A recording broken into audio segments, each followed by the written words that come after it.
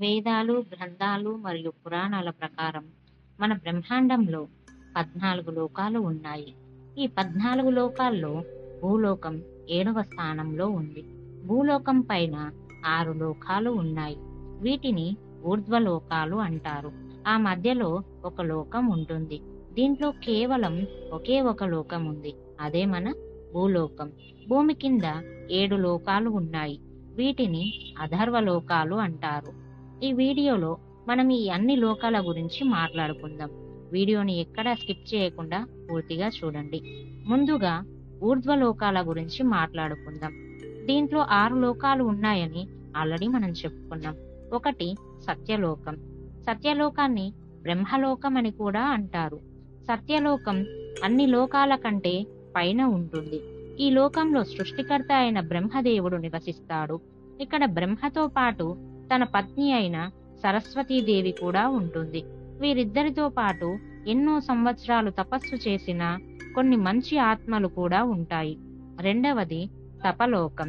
ఈ లోకంలో 4 పిల్లలు నివసిస్తారు. ఈ 4 పేర్లు సనక్, సనంద, సనాతన్, సనత్.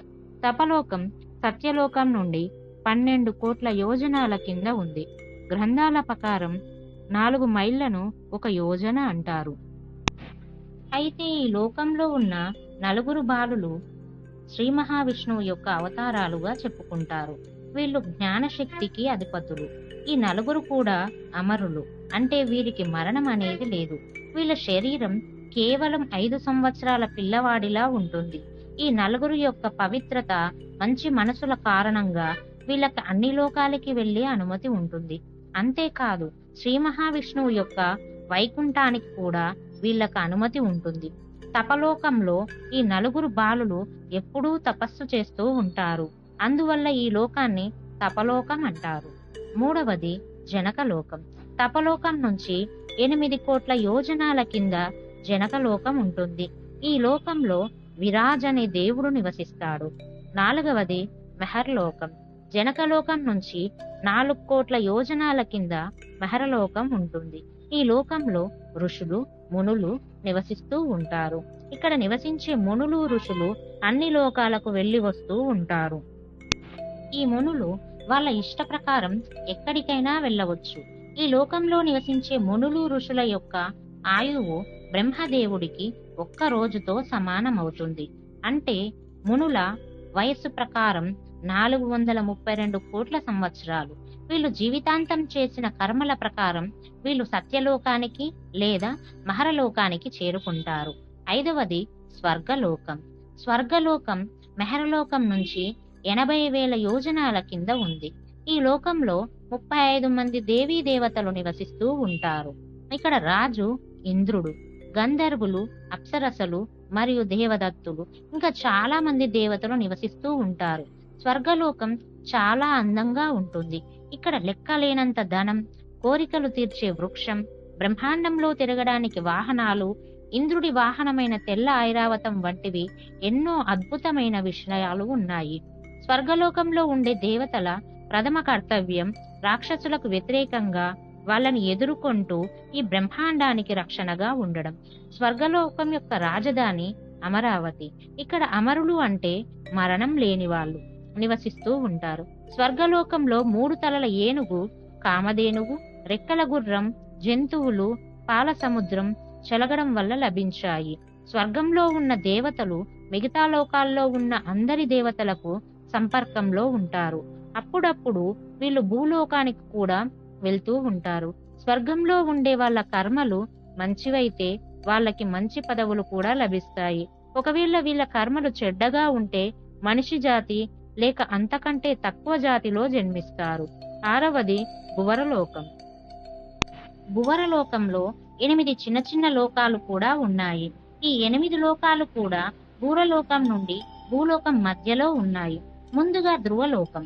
ఇది పాలపుంత మధ్యలో ఉంటుంది. ఇది మెహరలోకం నుంచి 1,000 యోజనాల కింద ఉంది. రెండవది సప్త ఋషి లోకం. ఇది ధ్రువలోకం నుంచి 1,00,000 యోజనాల కింద ఉంది. ఈ లోకంలో సప్త ఋషులు నివసిస్తూ ఉంటారు. ఈ సప్త ఋషులు కూడా భూలోక వాసులకి దిశానిర్దేశం చేస్తూ ఉంటారు. మూడవది నక్షత్రలోకం. నాలుగవది సౌరమండలం.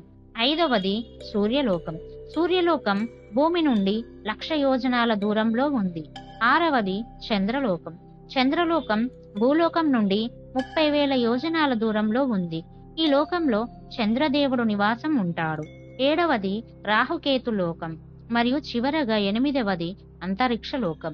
ఈ లోకాన్ని ఆకాశలోకం అని కూడా అంటారు. ఇది భూమి నుండి కేవలం కొన్ని యోజనాల పైన మాత్రమే ఉంది. అంతరిక్ష లోకంలో గాలి మబ్బులు ఉంటాయి. ఈ లోకంలో యక్షులు, పిశాచులు మరియు భూతాలు నివసిస్తూ ఉంటాయి. 7వది భూలోకం. 14 లోకాల్లో భూలోకం 7వ స్థానంలో ఉంటుంది.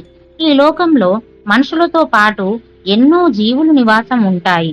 భూలోకాన్ని మధ్యలోకం, మృత్యులోకం మరియు పాపపుణ్యాల లోకం అని కూడా అంటారు. ఈ లోకం పూర్తిగా సమయం యొక్క కంట్రోల్లో ఉంటుంది. భూమి మీద ఉన్న ఏ జీవి అయినా కూడా ఒకానొక సమయంలో అంతం అవ్వాల్సిందే. ఇప్పుడు అధర్వ లోకాల గురించి తెలుసుకుందాం. భూమి కింద ఉన్న ఈ 7 లోకాల్లో ఎవరెవరు నివసిస్తారు అని కూడా మాట్లాడుకుందాం. 8వది అతాళ లోకం. ఇక్కడ బాల అనే అసురరాజు నివసిస్తూ ఉంటాడు. ఇతను మయాసురుడి పుత్రుడు. ఈ లోకమంతా కూడా ఎన్నో మాయలతో నిండి ఉంటుంది. 9వది వితల లోకం.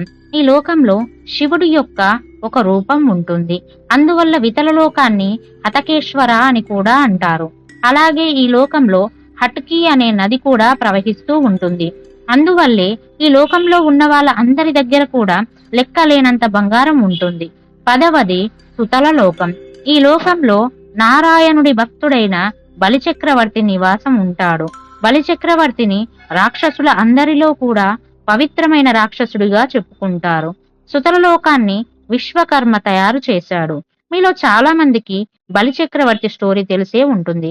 శ్రీ మహావిష్ణువు వామన అవతారంలో బలిచక్రవర్తిని 3 అడుగుల భూమి అడుగుతాడు.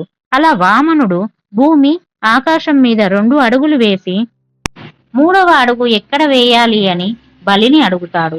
అప్పుడు బలి తన శిరస్సు మీద వేయమని చెప్తాడు. అలా వామనుడు 3వ అడుగు బలి శిరస్సు మీద వేసి అతని సుతల లోకానికి పంపించేస్తాడు.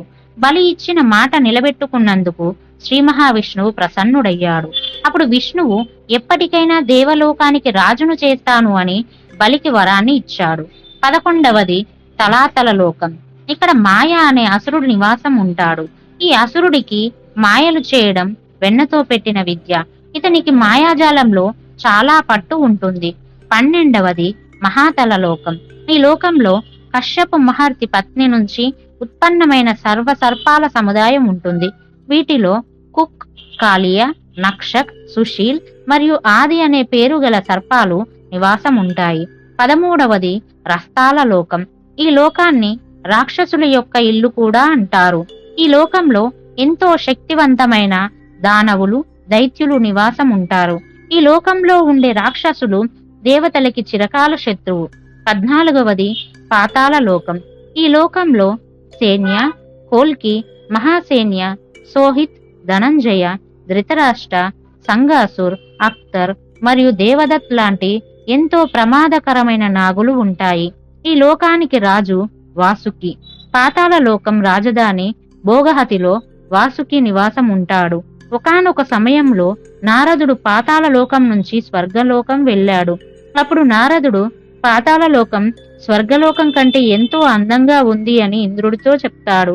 పాతాళ లోకంలో సూర్యుడి ప్రకాశం లేనందువల్ల నాగుల తల మీద నాగమణులు ఎంత ఎక్కువగా ప్రకాశిస్తాయంటే ఆ వెలుతురితో పూర్తి పాతాళ లోకం మెరుస్తూ ఉంటుంది. అలాగే ఈ లోకంలో అందమైన నదులు, సరోవరాలు ఉన్నాయి. పాతాళ లోకం కింద 2 లోకాలు ఉన్నాయి. దీంట్లో మొదటిది పితృలోకం. ఈ లోకంలో మన పూర్వీకులు నివాసం ఉంటారు. చనిపోయిన మన పూర్వీకుల ఆత్మలు పిండ ప్రదానం తర్వాత ఈ లోకానికి చేరుకుంటాయి. 2వది నరకలోకం. భూమి మీద ఎవరైతే ఎక్కువ పాపాలు చేస్తారో వారు మరణించిన తర్వాత నరకలోకానికి వెళ్తారు. ఈ లోకంలో అలాంటి పాపులకి శిక్షలు వేసి హింసిస్తూ ఉంటారు. ఇక్కడికి చేరిన ఆత్మలు తగిన శిక్షలు అనుభవించిన తర్వాత మళ్లీ జన్మలెత్తుతాయి. నరకలోకం సూర్యపుత్రుడైన యమధర్మరాజు ఆధీనంలో ఉంటుంది. ఇక్కడ తన సహాయకుడైన చిత్రగుప్తుడితో కలిసి పాపులకు శిక్షలు విధిస్తారు. ఇంతవరకు మనం మాట్లాడుకున్న అన్ని లోకాలు కూడా సనాతన ధర్మంలో వివరించబడ్డాయి. అయితే వీటన్నింటిలో వైకుంఠ లోకం లేదేంటి అని మీలో చాలా మందికి డౌట్ వచ్చి ఉంటుంది. వైకుంఠ లోకం మహావిష్ణువు యొక్క నివాస స్థానం. దీన్ని ఆధ్యాత్మిక లోకం అని కూడా అంటారు. ఇది 14 లోకాలో ఒకటిగా రాదు.